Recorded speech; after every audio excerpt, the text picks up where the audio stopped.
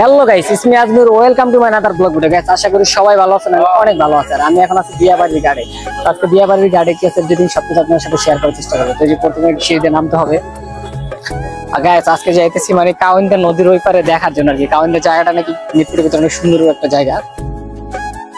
তো এখানে আর কি ফাইনালি আসছে। এখানে আর কি এখন ট্রলার নৌকা দিয়ে আর কি রোডে এখানে এখন আর কি নৌকা ধরতে হবে। নৌকা দিয়ে আর কি নদী ক্রসিং করতে হবে পাশে। আর নৌকা ভাড়া কয়টা কিভাবে যেতে সব প্রসেসিং আপনাদের সাথে শেয়ার করার চেষ্টা করবো।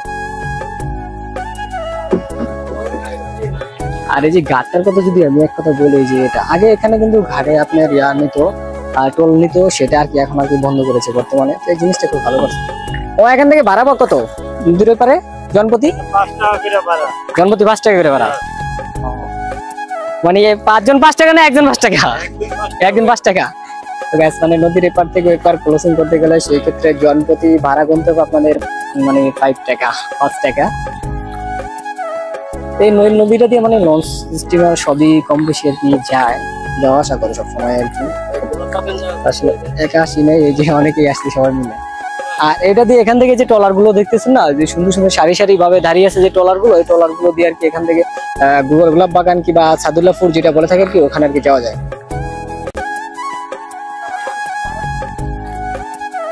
দুল ভাই এটা কি পানি? এটা হলো কালো পানি, ঠিক আছে?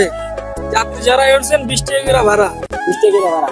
দুল ভাই যদি আপনারা বলি যে এটার মধ্যে একটা ডুব দিতে, আপনার কি সম্ভব? একটা স্পিড ভাই, অবশ্যই সম্ভব। একটা স্পিড না, আমি ক্যামেরা ধরবো, আপনি ডুব দিবেন, অবশ্যই সম্ভব। গাইস দেখুন মানে কি ট্যালেন্টেড। কইতেছে আমি ডুব দিতাম, উনি ক্যামেরা ধরে। বহুত লাগা গাইস, অবশেষে ট্রলার আসতেছে আর কি। নদীতে ট্রলারও চলে। ট্রলার চলার সময় নদীতে এই যে নৌকা যখন চলে তখন সমস্যা হয় না?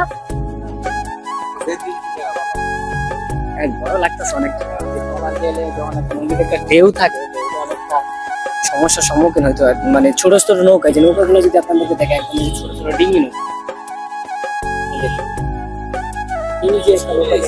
ছোট ছোট ডিঙি নৌকা।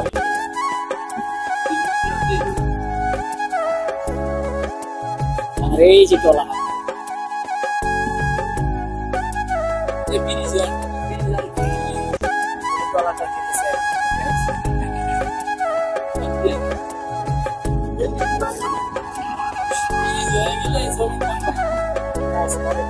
যাওয়ার পরে কিছুটা পানির স্রোত অনেকটা বেড়ে যায় আর প্রচুর পানাগুলো আছে নদীর ভিতরে।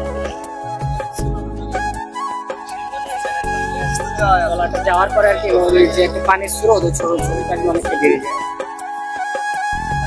আর যে পানিগুলো যদি আপনাদেরকে দেখা যায় মানে 2 রকমের পানি থাকে, অনেকটা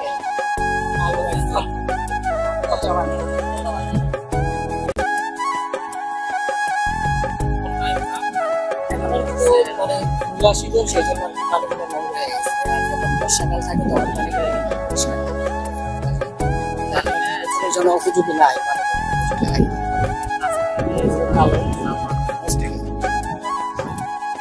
অবশেষে আর কি চলে যেতেছি।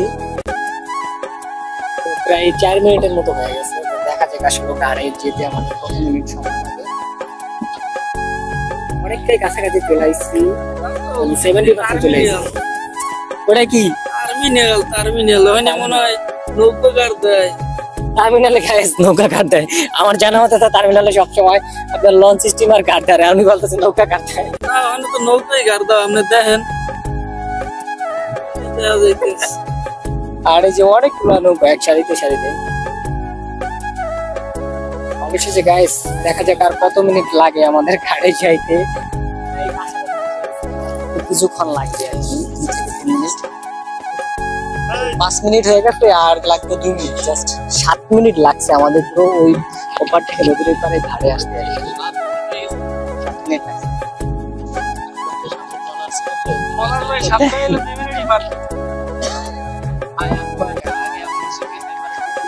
একবারে গাড়ি চলে আসলাম। মানে নদীর ওপার থেকে এই পারে গাড়ি একবারে চলে আসলাম। আর এটা হলো যে পুরাতন ঘাট। আর একটা জিনিস ভালো লাগছে সেটা হলো যে আপনি ঘাড়ে উঠার জন্য যে সিঁড়ি দিয়ে দিচ্ছে, যাতে করে যে মানুষজন ওখানে গাড়ি থেকে মানে উপরে উঠতে পারে।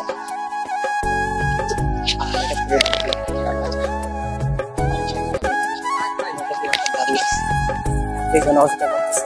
এখান থেকে যে যাত্রী এখানে আসে, আসার পরে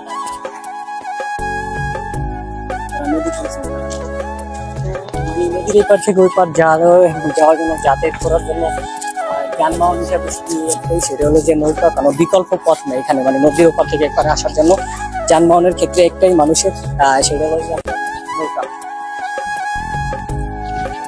আর এখান দিয়ে যদি ব্রিজ হয়ে যায় সেই ক্ষেত্রে মানুষের যাতায়াতের জন্য মানে সৌন্দর্য হবে, যেটা নদীর এপার থেকে এপার। আর এখানে এই যে ঘর বাড়ি, জীবন মান একদম পুরা গ্রামের মতো খুবই ভালো লাগতেছে। দোকানপাট, ঘর বাড়ি, যদি সবকিছু আছে সুন্দর। একটা যদি বলি এটা একটা মানে প্রবর্ত গ্রামের মতো। ঢাকার ভিতরে যদি গ্রামের ফিল পুরা গ্রামের করতে চান তাহলে মনে করি যে প্রবর্ত গ্রামে চলে আসতে। এই যে সাইডে একটা ঘাট আছে, আর এই যে প্রথম সামনে গেলে আপনি এখানেও একটা ঘাট আছে। ব্যাস অনেক কিছু দেখালাম আজকে। আর নদীর ভিতরে আসার পরে তো এখানে একটা মসজিদ আছে, এভরিথিং মানে গ্রামের ভিতরে যা যা প্রয়োজনীয় এভরিথিং সবকিছু আছে। তো আজকে ভিডিওটা এই পর্যন্তই। সবাই ভালো থাকবে, সুস্থ থাকবেন, দেখা হবে সামনের ভিডিওতে।